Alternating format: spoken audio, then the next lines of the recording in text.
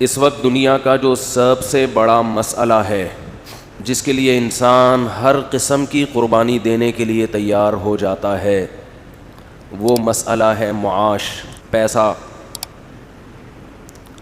آنا چاہیے۔ آپ کی تنخواہ کتنی ہے، آپ کا بزنس کیا ہے، آپ کی منتھلی ارننگ کیا ہے، آپ کتنا کماتے ہیں۔ کسی کو جانچنے کے لیے، ناپنے کے لیے کہ یہ کتنا کامیاب ہے، اس کی معاشی حالت دیکھی جاتی ہے۔ سکسیسفل انسان، جب ایک شخص کہتا ہے کہ میری لائف بہت اچھی ہے تو اس کا مطلب ماہانہ ارننگ بہت، بولنے اچھی، کھاتا پیتا ہے، یعنی ایک ایسی چیز ہے جس کی بیس پہ رشتے وجود میں آ رہے ہیں۔ کہیں پیغام لے کے جائیں نا نکاح کا، تو آپ کی شکل سے پہلے آپ کی ماہانہ ارننگ کا پوچھیں گے یہ کتنی ہے، سمجھ رہے ہو؟ شکل دوسرے درجے میں دیکھی جاتی ہے، سب سے پہلے کیا پوچھا جاتا ہے؟ کماتا کتنا ہے بندہ۔ نوجوان طبقہ جب آپس میں بیٹھتے ہیں تو ایک دوسرے کو تولنے کا جو معیار ہے وہ پیسے سے ہے۔ تولا جو جاتا ہے کس سے؟ او بھائی تو کتنا وزنی ہے، تیرے اندر وزن کتنا ہے، تو اس قابل ہے کہ تجھے لفٹ کرائی جائے، تجھ سے بے تکلفی کی جائے، تو ہمارے اسٹینڈرڈ کا، ہمارے لیول کا، ہمارے وزن کا ہے یا نہیں۔ یہ کس سے پتہ چلتا ہے کہ تو کرتا کیا ہے؟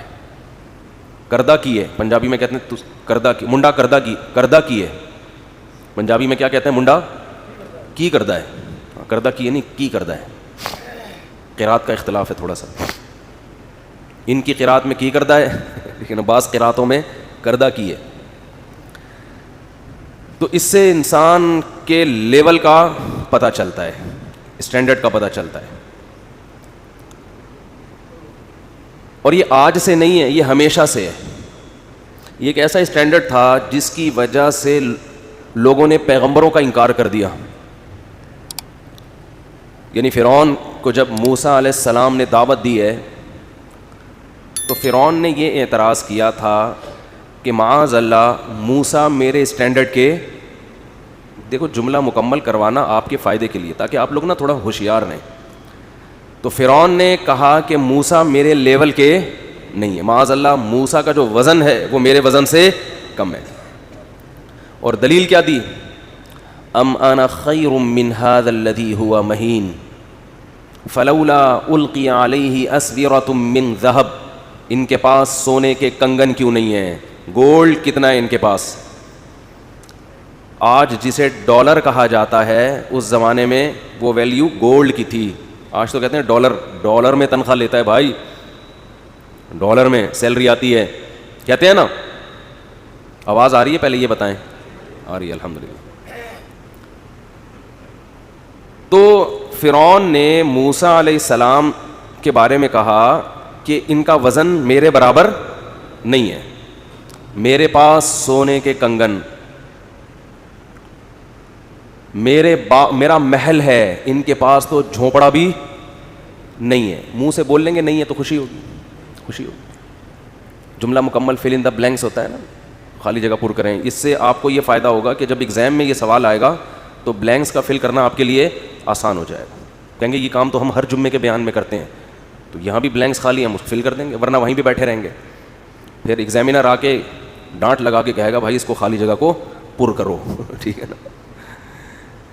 تو فرعون سے یہ غلطی ہوئی کہ وہ موسیٰ علیہ الصلاۃ والسلام کے بارے میں کہنے لگا کہ یہ میرے لیول کے، میرے اسٹینڈرڈ کے، میرے پیرالل نہیں ہے، یہ مجھ سے بات کرنے کے لیے میرے لیول کا آدمی ہونا چاہیے۔ سمجھتے ہو کہ نہیں سمجھتے؟ نوح علیہ السلام نے جب اپنی قوم کو دین کی دعوت دی ہے تو مالداروں نے حضرت نوح علیہ السلام پر بھی اعتراض کیا کہ آپ ہمارے لیول کے، بولتے کیوں نہیں بھائی؟ نہیں ہے۔ دوسرا اعتراض یہ بھی تھا کہ چلو آپ کو ہم قائد مان لیں، سردار مان لیں، لیڈر مان لیں، تو آپ کی محفل میں جو لوگ بیٹھتے ہیں وہ قوم کے غریب ترین لوگ ہیں، وہ ہمارے اسٹینڈرڈ کے نہیں، ان کے ساتھ نہیں بیٹھ سکتے ہم۔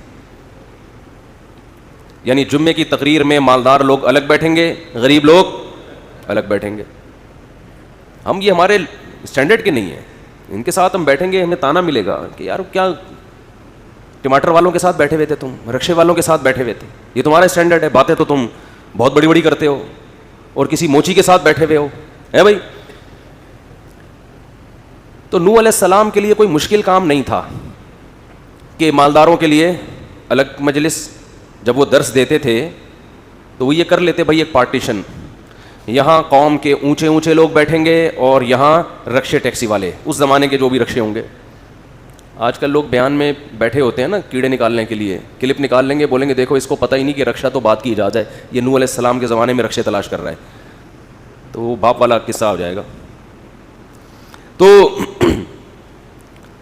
نوح علیہ السلام پر اعتراض یہ ہوا, نوح علیہ السلام کے لیے دین کی دعوت کے لیے یہ کام بہت آسان تھا کہ بھئی چلو مالدار لوگ اس بہانے دین پر آ جائیں گے, مالداروں کو میں اپنے عام خصوصی مجلس میں وعظ میں الگ بٹھاؤں گا اور غریبوں کے لیے پارٹیشن.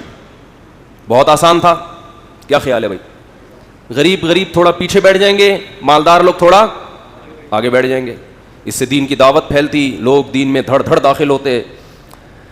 نوح علیہ السلام نے کہا من ینصرونی من اللہ ان طردتہم, اے میری قوم میں تمہیں اللہ کے عذاب سے بچانے کی کوشش میں غریبوں کو اگر پیچھے دھکیل دوں گا تو مجھے اللہ کے عذاب سے کون بچائے گا؟ تم گارنٹی لیتے ہو ہے بھائی؟ دیکھو یہ ہے اسلام کی دعوت, یہ اسلام کی دعوت ہے, اسلام کا مزاج ہے. یہی تانا ہر پیغمبر کو دیا گیا ہے, یہاں تک کہ رسول اللہ صلی اللہ علیہ وسلم کو بھی یہی تانا قریش کے سرداروں کی طرف سے دیا گیا, عرب کے سرداروں کی طرف سے. صفا ایک چبوترا تھا. اب جو مسجد نبوی میں چبوترا بنا ہوا ہے وہ صفا نہیں ہے, وہ ایسے ہی چبوترا ہے, لوگ اس کو صفا سمجھ کے اس پہ بیٹھے ہوئے ہوتے ہیں جا کے. بہرحال صفا ایک چبوترا تھا جہاں صحابہ کرام میں انتہائی غریب, انتہائی مسکین صحابہ اس چبوترے پہ بیٹھا کرتے تھے علم حاصل کرنے کے لیے کہ نبی صلی اللہ علیہ وسلم جب یہاں سے گزریں گے, آپ واعظ و نصیحت کی کوئی بات بتائیں گے تو ہم اس کو نوٹ کر لیں گے.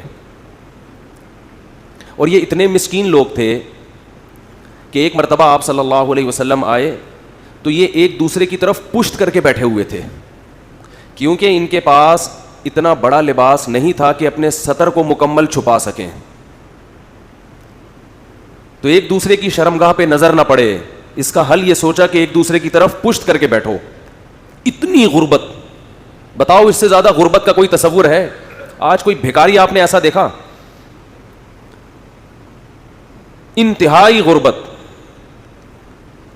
تو رسول اللہ صلی اللہ علیہ وسلم کو عرب کے سرداروں نے کہا کہ ان غریبوں کے ساتھ ہم آپ کی محفل میں بولو نہیں بیٹھے, ان کو یہاں سے